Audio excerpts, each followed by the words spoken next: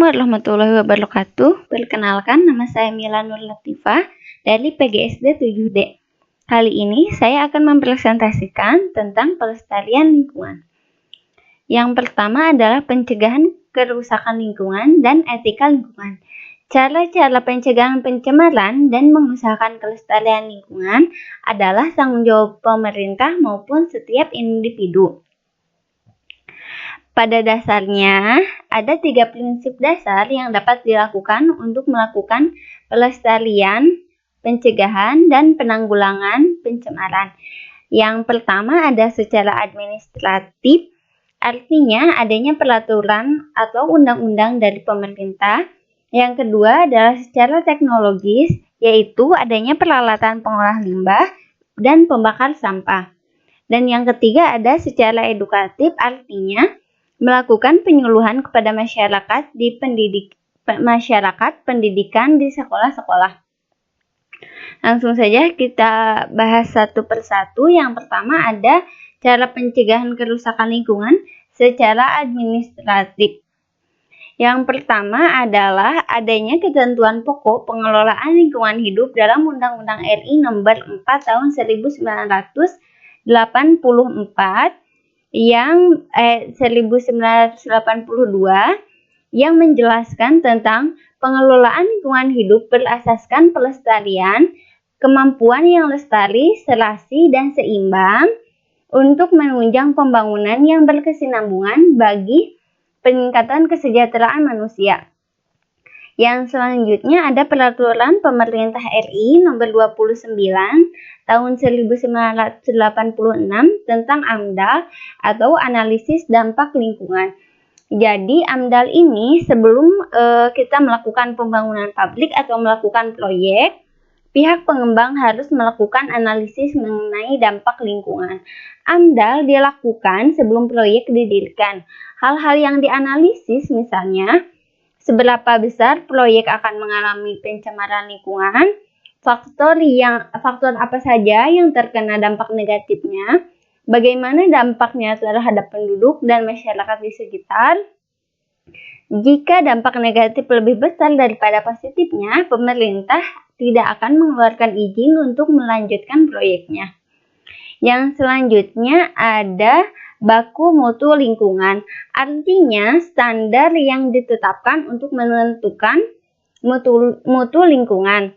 Misalnya baku mutu air, baku mutu sungai, baku mutu udara. Di dalam baku mutu air tercantum kadar bahan pencemar. Misalnya kadar CO2, oksigen, fosfor, nitrit, dan sebagainya yang boleh terdapat di dalamnya. Jika pencemaran melewati standar baku mutu, berarti pihak pencemar dapat dikenakan sanksi.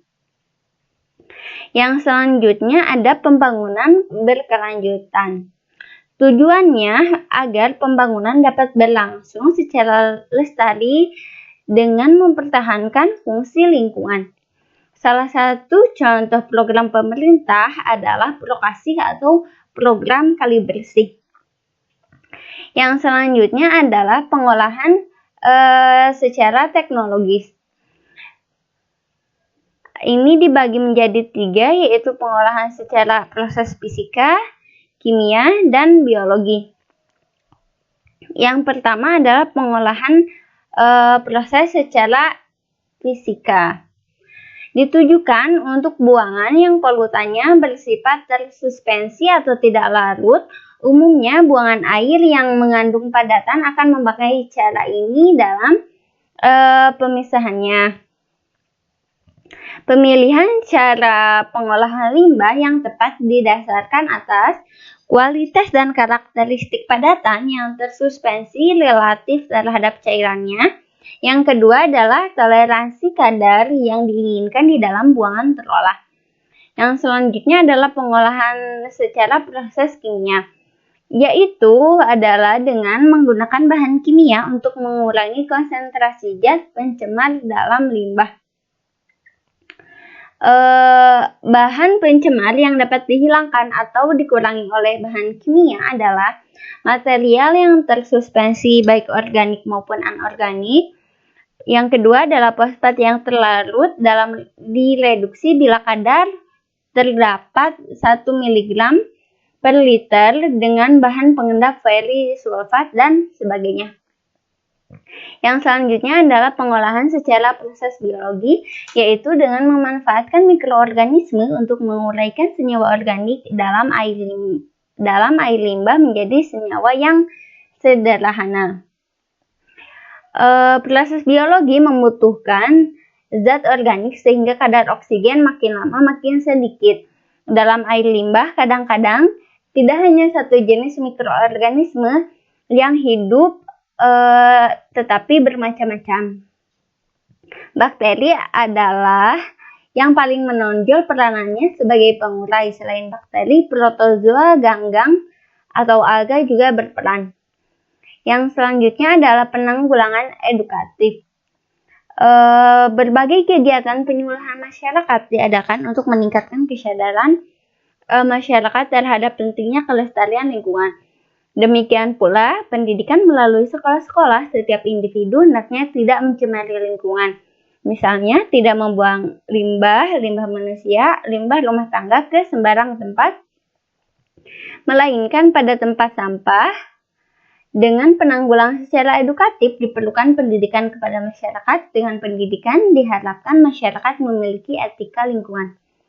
Yang selanjutnya ada perlindungan dan pengawetan alam atau PPA. Perlindungan dan pengawetan alam di Indonesia lahir pada tahun 1912 di Bogor. Tokohnya adalah S.H. Koders. Menurut Undang-Undang Perlindungan Alam, pencagar alaman di Indonesia dibedakan menjadi dua. Yang pertama adalah Suaka Marga Satwa. Istilah ini berlaku untuk daerah-daerah yang keadaan alamnya, tanah, fauna, dan keindahan memiliki nilai khas bagi ilmu pengetahuan dan kebudayaan sehingga perlu dilindungi.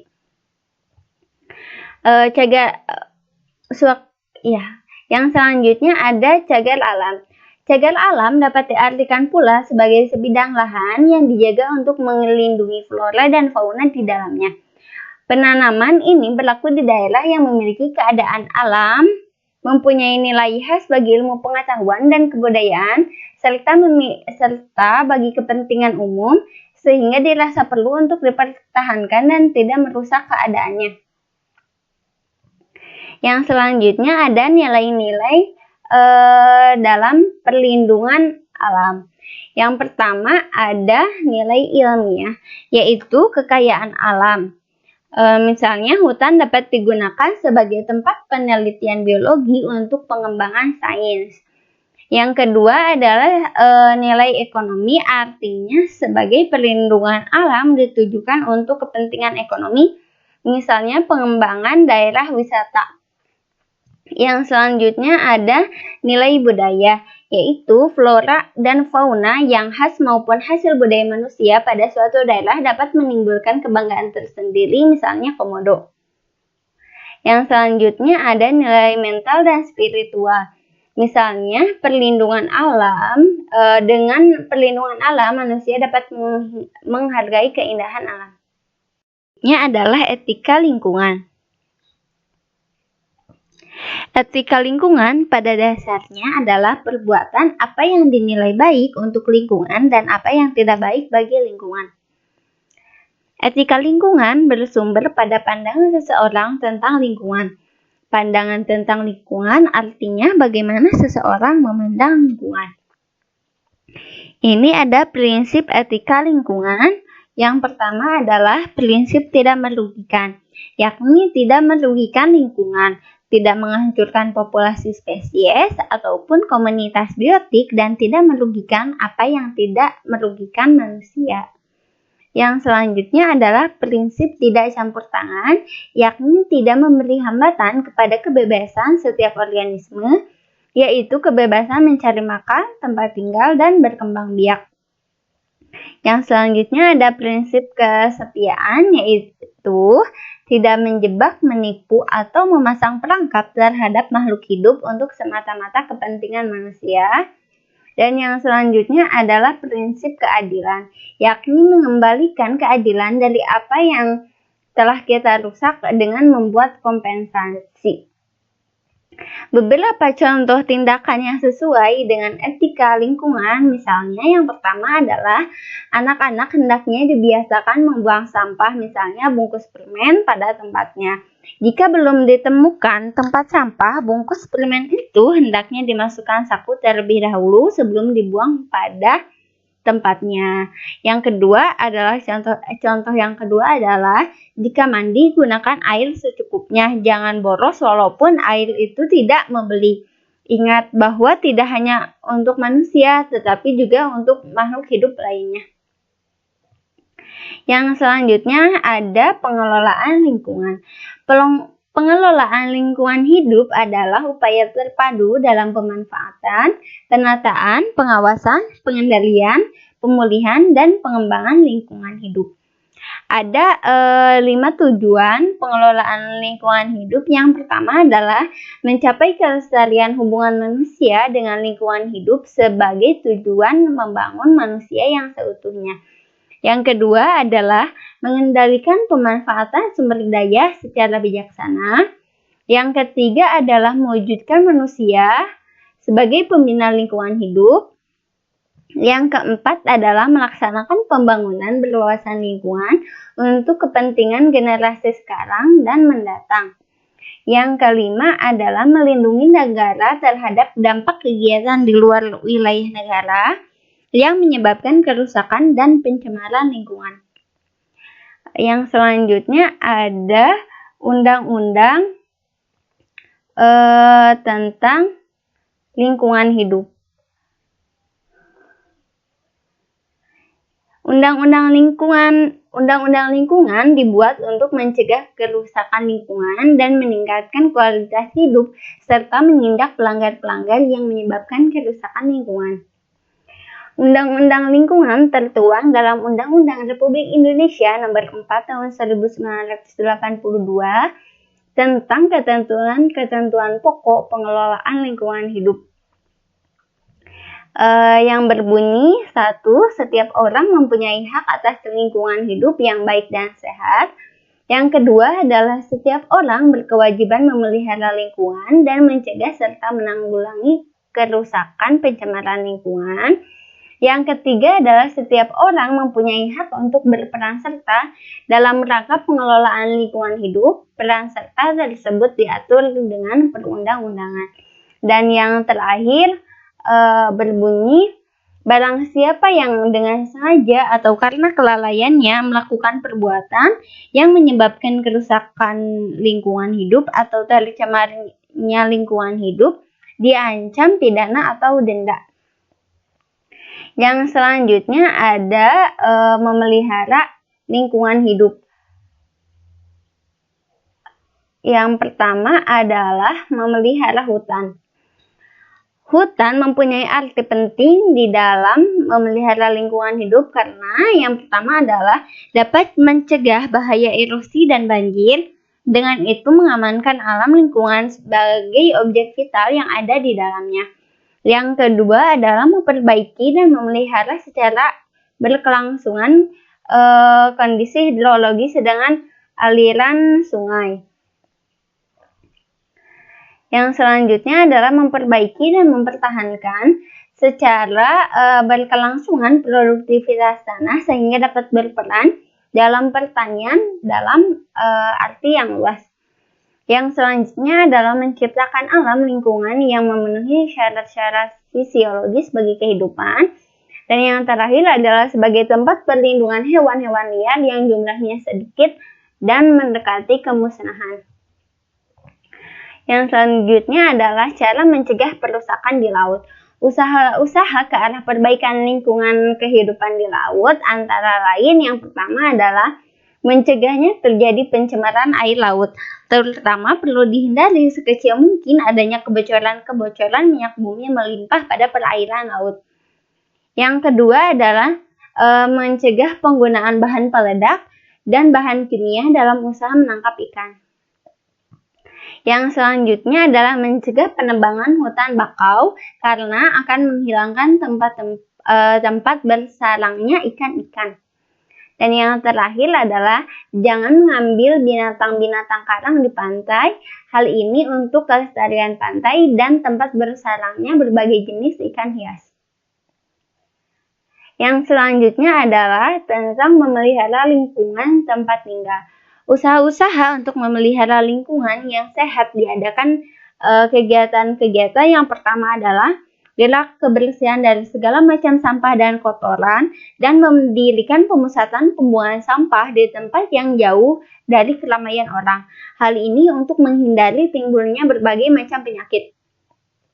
Yang kedua adalah gerakan penghijauan untuk mengimbangi banyaknya gas-gas yang berbahaya atau merusak pernapasan. Yang ketiga adalah membuat celobong-celobong asap pabrik yang tinggi sehingga asap dapat terbuang jauh ke atmosfer. Dan yang terakhir adalah menghambat urbanisasi ke kota dengan jalan menyediakan lapangan kerja kepada penduduk desa dan mendirikan tempat-tempat rekreasi di daerah perdesaan. Adalah cara pengelolaan sumber daya alam. Yang pertama adalah pengelolaan sumber daya air yang dibedakan menjadi yang pertama adalah secara ilmiah, yaitu dilakukan dalam bentuk penyimpanan atau pengendapan. Air dibiarkan pada tempatnya dan kemudian terjadinya koagulasi dari zat-zat yang terdapat dalam air. Ini biasanya berlangsung di alam atau sumber daya air yang terdapat di rumah tangga atau sumber air untuk penduduk kota. Yang selanjutnya ada penyaringan. Ada dua macam saringan, yakni saringan pasir lambat dan saringan pasir cepat.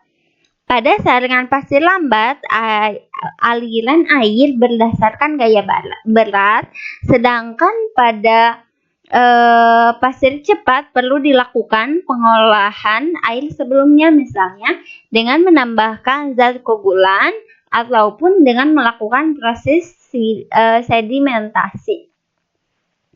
Yang selanjutnya adalah menambahkan zat kimia. Ditambahkan zat seperti zat kimia yang bertujuan untuk mempercepat terjadinya proses koagulasi yang yang ditambahkan adalah zat koagulasi. Yang selanjutnya adalah pengolahan dengan mengalirkan udara. Proses ini bertujuan untuk menghilangkan gas-gas yang dibutuhkan seperti CO2, metamen, hidrogen sulfida, menaikkan derajat keasaman air karena kadar CO2 dihilangkan, dan menambah gas-gas yang diperlukan untuk mendinginkan air. Yang selanjutnya adalah memanaskan hingga mendidih, yaitu pengolahan air jenis ini ditujukan terutama untuk membunuh kuman-kuman yang terdapat di dalam air. Yang selanjutnya adalah pengelolaan sumber daya tanah. Pengelolaan tanah yang meliputi kegiatan-kegiatan penyusunnya, yaitu rencana penggunaan tanah, pembukaan tanah, pencegahan erosi, pengelolaan tanah, dan pemupukan.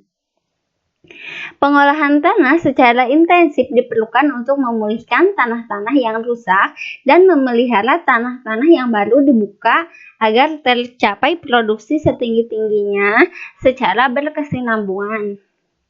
Yang selanjutnya adalah peran manusia dalam pemanfaatan sumber daya alam secara berkesinambungan. Banyak usaha-usaha yang dapat dilakukan untuk menjamin sumber daya alam agar dalam pemanfaatannya dapat berkesinambungan. Dalam memenuhi kebutuhan hidup dari makhluk hidup, maka terjadi pemanfaatan sumber daya alam. Di bumi ini, penyebaran sumber daya alam tidak merata letaknya. Misalnya ada bagian-bagian bumi yang sangat kaya akan mineral dan ada pula yang tidak. Ada yang baik untuk pertanian, ada pula yang tidak. Oleh karena itu, agar pemanfaatannya dapat berkesinambungan, maka tindakan eksploitasi sumber daya alam harus disertai dengan tindakan perlindungan, pemeliharaan, dan pengembangan lingkungan hidup harus dilakukan dengan cara yang rasional. Ini adalah langkah-langkah, usaha-usaha yang dapat kita lakukan sebagai manusia dalam pemanfaatan sumber daya alam agar berkesinambungan. Yang pertama adalah sumber daya alternatif. Untuk melakukan penghematan terhadap sumber daya alam yang langka seperti minyak bumi yang merupakan sumber daya alam yang tidak dapat diperbaharui dan jumlahnya terbatas, maka dapat digunakan sumber daya alam lainnya untuk keperluan yang sama. Cara ini merupakan salah satu usaha untuk menghemat bahan bakar minyak dengan lebih banyak menggunakan sumber energi lainnya, yaitu dengan menggunakan sumber daya energi konvensional. Yang kedua adalah melakukan pemanfaatan ulang atau reuse dan pendaur ulang atau recycle. Yang ketiga adalah penggunaan sistem tebang pilih. Jadi sumber daya alternatif ini dibedakan. Adapun sumber daya energi non-konvensional yang dapat digunakan sebagai alternatif minyak bumi seperti yang telah tadi saya jelaskan pada slide sebelumnya dapat dibedakan menjadi 3, yaitu energi panas bumi, yaitu tenaga panas bumi pada umumnya tampak di permukaan bumi seperti air panas, fumarol, geyser, dan sulfatora. Dengan jalan pengeboran, uap alam yang bersuhu dan tekanan yang tinggi dapat diambil dalam bumi dan dialirkan ke generator turbo yang selanjutnya menghasilkan tenaga listrik. Yang selanjutnya adalah pemanfaatan energi matahari. Dalam hal ini dikaitkan dengan energi matahari yang berasal dari pancaran sinar matahari secara langsung ke bumi. Dalam pemanfaatannya dibedakan menjadi 3, yaitu prinsip pemanasan langsung, konversi surya termis elektris, dan konversi energi fotovoltaik. Jadi pada prinsip pemanasan langsung, dalam hal ini sinar matahari memanasi langsung benda yang akan dipanaskan atau memanasi secara langsung medium, misalnya air yang dipanaskan. Yang kedua adalah konversi surya termis elektris. Pada cara ini yang dipanaskan adalah air, akan tetapi panas yang terkandung dalam air itu dikonversikan menjadi energi listrik. Pada prinsipnya, konversi surya termis elektris memerlukan sebuah konsentrator optik untuk pemanfaatan energi surya, sebuah alat yang dapat menyerap energi yang terkumpul, sistem pengangkat panas, dan sebuah mesin yang agak konvensional untuk pembangkit tenaga listrik. Yang selanjutnya adalah konversi energi fotovoltaik.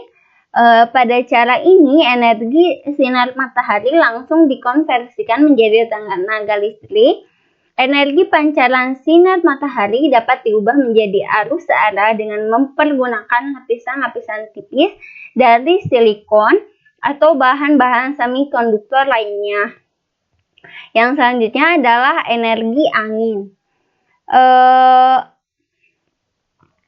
Energi angin telah lama dikenal dan dimanfaatkan manusia. Perahu-perahu layar menggunakan energi ini untuk melewati perairan. Pasukan-pasukan Viking yang sangat ditakuti sekian ratus tahun yang lalu mempergunakan kapal-kapal layar kecil untuk menelusuri pantai-pantai Eropa dari Skandinavia. Christopher Columbus masih memakai kapal layar besar pada abad 15 untuk menemukan benua Amerika. Nah, penggunaan tenaga angin dapat digunakan untuk keperluan seperti berikut ini. Yang pertama adalah menggerakkan pompa-pompa air untuk irigasi ataupun untuk mendapatkan air tawar bagi ternak. Yang kedua adalah menggiling padi untuk mendapatkan beras. Yang ketiga adalah menggergaji kayu, dan yang keempat adalah membangkitkan tenaga listrik. Selanjutnya adalah melakukan pemanfaatan ulang, reuse, dan pendaur ulangan atau recycle. Pemanfaatan ulang reuse adalah penggunaan bahan-bahan bekas untuk keperluan tertentu. Bahan-bahan bekas seperti kertas, karton, plastik, kain perca, kaleng, kawat, logam, kulit kayu, gelas minuman mineral, dan botol dapat dimanfaatkan untuk dibuat menjadi tempat pensil, lukisan, figura, tempat amplop surat, map buku, bunga buatan, dan taplak meja. Pemanfaatan ulang mempunyai keuntungan sebagai berikut. Yang pertama adalah mengurangi sampah agar tidak semakin mengotori lingkungan. Yang kedua adalah menghemat sumber daya alam. Yang ketiga adalah menghemat pengeluaran. Dan yang terakhir adalah menumbuhkan kesadaran dan kepedulian lingkungan. Yang selanjutnya adalah pendaur ulangan, adalah mengubah bahan tak berguna menjadi bentuk lain yang dapat bermanfaat. Sampah dapat didaur ulang, recycle dengan menjadikan humus atau kompos. Jadi, pendaur ulangan bentuk sampah berubah karena mengalami perubahan komposisi. Yang selanjutnya adalah penggunaan sistem tebang pilih. Dalam pemanfaatan hutan, sebaiknya diterapkan sistem tebang pilih, yaitu dengan memanen pohon-pohon besar yang telah tua dan meninggalkan pohon-pohon muda untuk panen yang akan datang. Asumsi ini dipegang bahwa dengan penebangan pohon-pohon besar yang tinggi, maka hutan akan terbuka sebagian sehingga memungkinkan cahaya matahari dapat mencapai bagian dalam hutan lebih banyak lagi dan akan merangsang pertumbuhan pohon-pohon yang lebih mudah dan cepat. Bila sistem tebang pilih ini kita kembangkan, terus dipilih dengan penuh disiplin, maka keanekaragaman jenis dan mutu hutan yang telah ditinggalkan dapat berkembang dan mendekati keadaan aslinya dalam suatu periode tertentu.